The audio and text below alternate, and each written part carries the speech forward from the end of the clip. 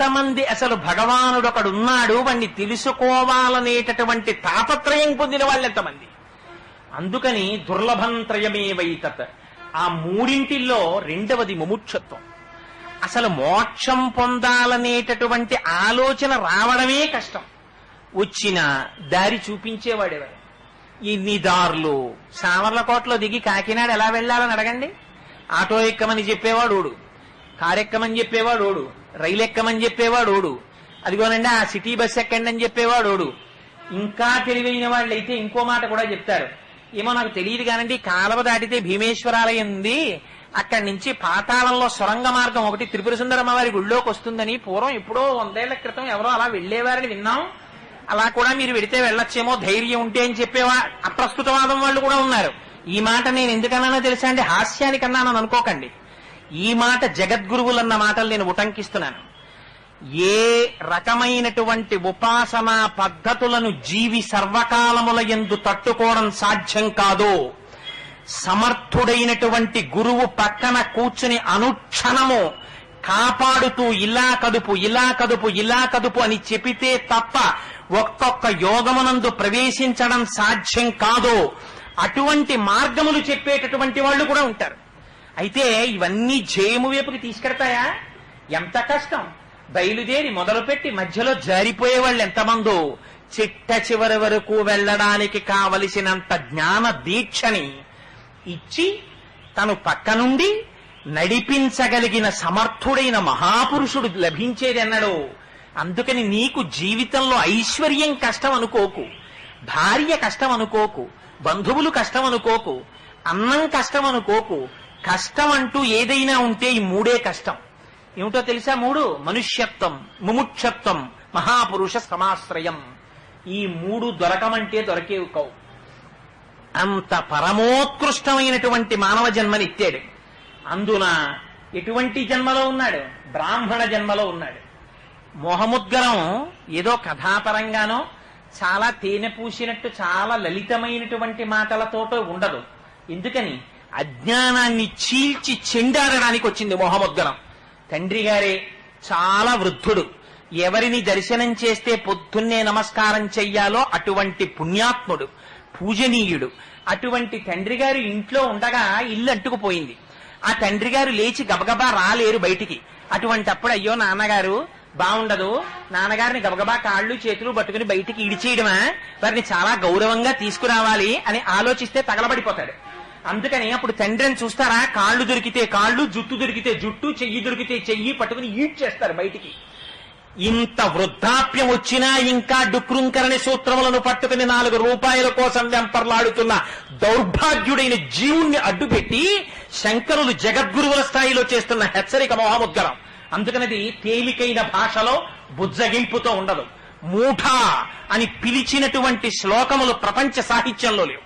ఎవరు మాట్లాడినా సుమతి వినురవేమ ఇలా మాట్లాడారు. శంకరులకొక్కరికే చెల్లింది. మూఢ, యూ ఫూల్ అని అడ్రస్ చేసి మాట్లాడారు. మూఢ జహీహితనాగమ తృష్ణ అన్నారు. అంటే దాన్ని తెల్లవారి లేస్తే భజనల కింద మన ఇంట్లో వింటున్నాం. నాగమ తృష్ణ అన్నారు. అంటే దాన్ని తెల్లవారి లేస్తే భజనల కింద మన ఇంట్లో వింటున్నాం. అంటే జగద్గురువుల యొక్క స్థాయి ఎలా ఉంటుందో మీరు ఊహించండి. అందుకనది మోహముద్గరమైంది. అందుకని అందులో ఉండేటటువంటి ఆ శ్లోకాలలో సారాంశం అలా ఉంటుంది.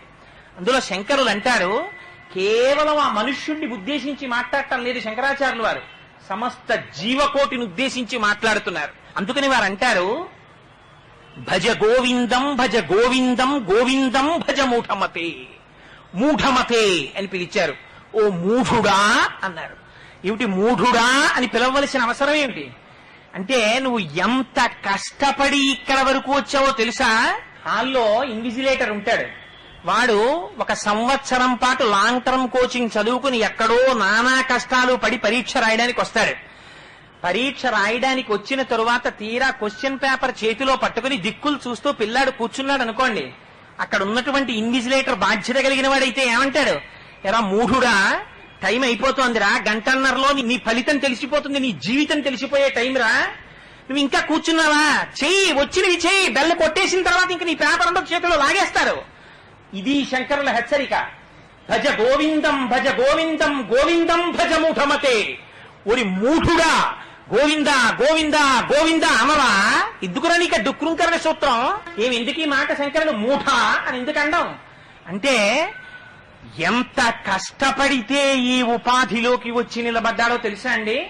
మీరొక్కసారి పునర్జన్మ ఎలా కలుగుతుందో మార్కండేయ పురాణాంతర్గతమైనటువంటి వ్యాఖ్యానాలు చదివితే ఒళ్ళు గగురు పొడిచి మనకి భయం వేస్తుంది. ఒక్కసారి ఈ జన్మలోకి రావాలంటే ఎంత కష్టాలు పడతాడో తెలుసా? వానబిందువులోకి పంపిస్తారు. పంపించి వానబిందువుతోటి కిందకు వదులుతారు. వదిలితే వానబిందువు వచ్చి ఒక విత్తనాన్ని తాకాలి. ఆ విత్తనంలోంచి పశువులో ఏవో తినకుండా తానొక కాయగా మారాలి. ఆ కాయ లోపల సారాంతర్గతమై నిలబడాలి. తను ఎక్కడ పుట్టాలో అక్కడ ఆ జంతువు తింటుంది. తను మనిషిగా పుట్టాలంటే ఒక మనిషి తింటాడు, మేకగా పుట్టాలంటే మేక తింటుంది, కుక్కగా పుట్టాలంటే కుక్క తింటుంది. ఆ తరువాత అది ఒక అన్నపు గింజగా పుట్టాడనుకోండి మనిషి కడుపులో పుట్టడానికి, ఆ బియ్యపు గింజలు నీళ్లల్లో కడిగి పొయ్యి మీద పెట్టిన తర్వాత కొత్త కొత్త కొత్త కొత్త ఉడికితే తాపత్రయంతో పైకి తేల్తాడు వీర్యకణాలతోటి. తేలితే అందులో పై అన్నం మొగాడికెట్టండి అంటారు. అప్పుడు తీసుకెళ్లి ఆ అన్నం ఆయనకి పెడితే అప్పుడు కూడా ఏ ముద్ద ఎవడు తినాలో భగవానుడికి తెలుసు. వాడు కుక్క కడుపున పుట్టాలంటే ఈయన ఔపోసన బట్టే లోపల కుక్క తింటుంది ఆ ముద్ద. ఈయన తినాలి. అందులోని సారము వీర్యముగా మారాలి. ఆ వీర్యము నిష్కారణముగా స్ఖలనము కాకుండా సరి అయినటువంటి సమయంలో క్షేత్రప్రవేశం చెయ్యాలి. ఆ సమయంలో స్త్రీ యొక్క రేతస్సుతో కలవాలి. కలిసిన తరువాత లోపల బుడగ ఏర్పడాలి. ఆ బుడగ పగలకుండా నిలబడాలి. నిలబడిన తరువాత అమ్మ కడుపులో తిరగబడాలి. తిరగబడిన తరువాత దానికి ధాతువులు ఏర్పడాలి, ఎముకలు ఏర్పడాలి.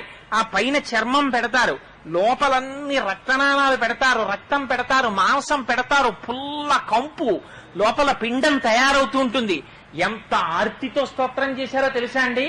నవమాసంబులు తల్లి గర్భమున నానారోతలంచిక్కి నాకవకాశం బిసుమంతలేకపడి తిన్హా కష్టముల్ భీతితో నవమాసంబు ఘటిల్లే చాలునిక నాకా గర్భవాసంబు నివసింపన్ పనితీర్చి కావుమిక నీ సత్కృపన్ శంకర అని స్తోత్రం చేస్తాడు. లోపల కూర్చుని తిరగబడి ఉంటాడు. తలకాయ కిందకుంటుంది, కాళ్లు పైకుంటాయి. అటువంటి స్థితిలో అమ్మ తినకూడని ఆహారం తింటుంది. తన ప్రమేయం ఉండదు. నాభిగొట్టంలోంచి ఆ ఆహారం పిండంలోకి వచ్చేస్తుంది. వచ్చేస్తే లోపల వేడి చేసేస్తుంది, వాతం పుట్టేస్తుంది. దగ్గుతాడు, తుమ్ముతాడు, జ్వరం వస్తుంది, బాధపడతాడు, విరేచనాలు అవుతాయి. తన మలమూత్రాల్లో తానే ఈగ కొట్టుకున్నట్టు కొట్టుకుంటాడు. కాళ్ళు చేతులు కదపడానికి ఉండదు. లోపల శిశువు పెరిగిపోతూ ఉంటుంది. బయటికి రావడానికి ఉండదు. కళ్ళు తెరిచి చూద్దామంటే గాఢాంధకారం.